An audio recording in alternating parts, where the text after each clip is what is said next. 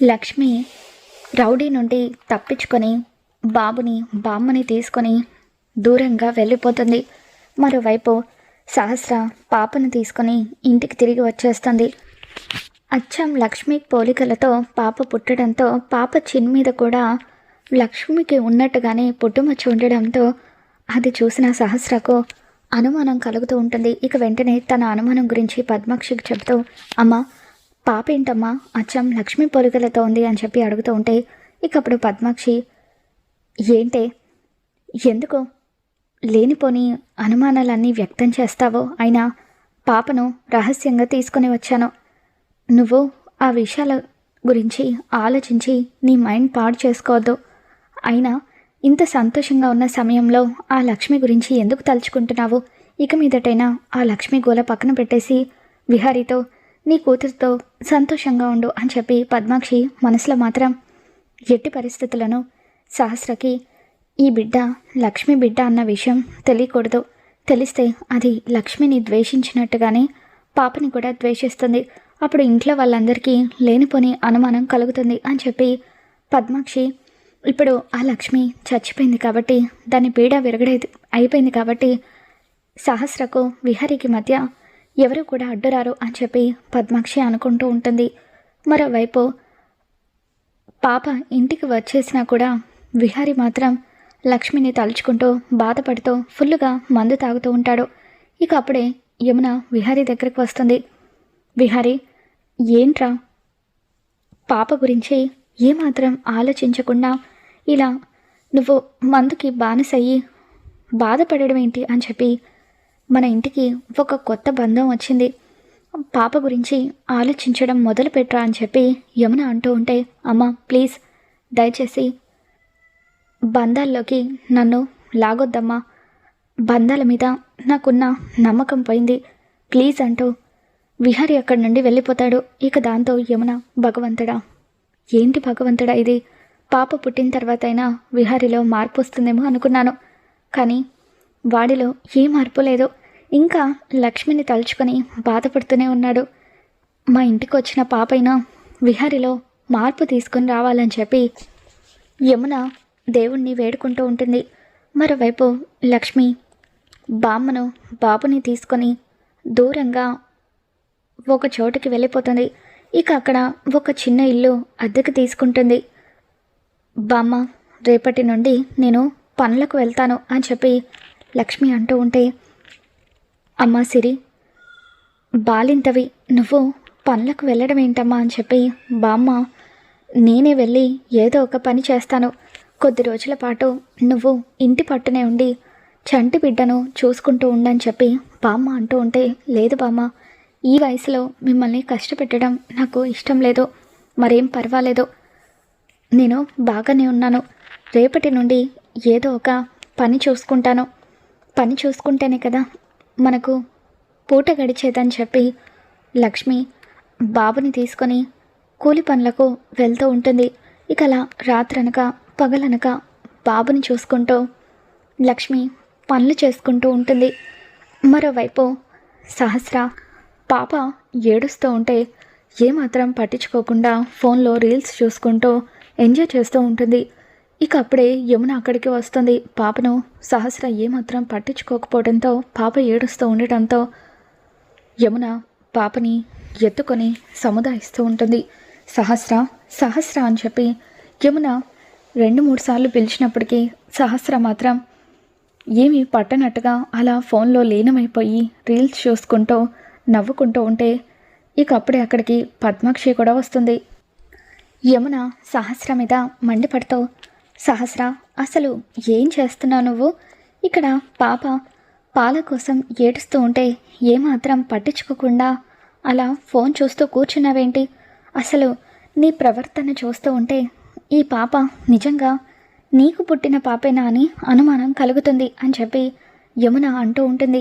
ఇక దాంతో పద్మాక్షి, వసే సహస్ర ఏం చేస్తున్నావే అంటూ సహస్ర చెంప పగలగొట్టి, పాప ఏడుస్తూ ఉంటే పాలు పట్టకుండా ఏం చేస్తున్నావని చెప్పి అంటూ ఉంటే, అమ్మా అది అని చెప్పి సహస్ర ఏదో చెప్పబోతూ ఉంటే, వద్దు నువ్వేం మాట్లాడతావు, ముందు ఆ ఫోన్ పక్కన పడేసి పాపకు పాలు పట్టించు అని చెప్పి పద్మాక్షి మండిపడుతూ ఉంటుంది.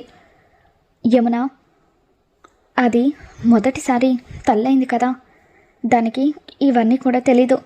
ఇక మీదట దానికి ఇవన్నీ నేనే చెబుతాను అని చెప్పి తల బాగా పగిలిపోతుంది.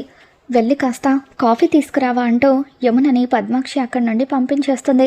యమున అక్కడి నుండి వెళ్ళిపోగానే సహస్ర, అమ్మా ఏంటమ్మా నన్ను అలా కొట్టావేంటి అని చెప్పి అంటూ ఉంటే, కొట్టడం కాదు, నీ ప్రవర్తన చూసి యమునకే అనుమానం కలిగిందంటే నువ్వు ఇలాగే ప్రవర్తిస్తే ఇంట్లో వాళ్ళందరికీ కూడా నిజంగానే నీకు డెలివరీ అయిందా అని అనుమానం కలుగుతుంది.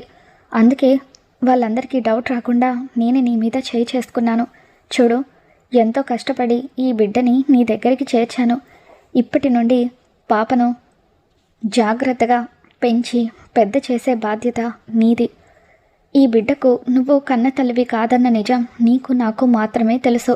ఆ నిజాన్ని అలాగే సమాధి చేసాయి.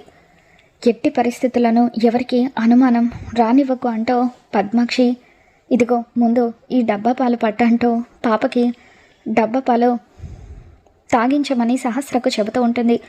సహస్రకు పాలు తాగించడం కూడా సరిగ్గా రాకపోవడంతో పాప ఏడుస్తూనే ఉండడంతో పాలు పట్టించినా కూడా పాప ఏడుస్తూనే ఉంది అని చెప్పి సహస్ర అంటూ ఉంటుంది. ఇక అప్పుడు ఇంట్లో వాళ్ళందరూ కూడా ఒకరి తర్వాత ఒకరు పాపని ఎత్తుకొని ఏడుపు మానిపించడానికి ట్రై చేస్తూ ఉంటారు. ఇక అప్పుడు పాప ఎంతకి ఏడుపు ఆపకపోవడంతో యమున పాపను తీసుకొచ్చి ఒక చోట కూర్చొని ఉన్న బిహారీ చేతుల్లో పెట్టేస్తుంది. బిహారీ, చూడు, పాప ఎవరెత్తుకున్నా సరే ఏడుపు ఆపడం లేదు, కాసేపు నువ్వు ఎత్తుకోరా అని చెప్పి అంటూ ఉంటే, ఇకప్పుడు విహారీ పాపని ఎత్తుకొని ఆడించే ప్రయత్నం చేస్తూ ఉంటాడు. అచ్చం లక్ష్మీ పోలికలతో పుట్టిన ఆ పాపను చూడగానే విహారీ మనసులో ఏదో తెలియని సంతోషం మొదలవుతుంది. ఎప్పుడైతే విహారీ తన చేతులతో ఎత్తుకొని పాపని ఆడిస్తూ ఉంటాడో పాప ఏడు పాపేసి విహారీని చూసి నవ్వుతూ ఉంటుంది. ఇక దాంతో యమున కూడా సంతోషపడుతూ, చూసావారా పాప నీ దగ్గరికి రాగానే ఎలా ఏడు పాపేసిందో, ఎంతైనా కూతుర్లకి తండ్రి మీదే ప్రేమ ఎక్కువగా ఉంటుంది అని చెప్పి అంటూ ఉంటుంది.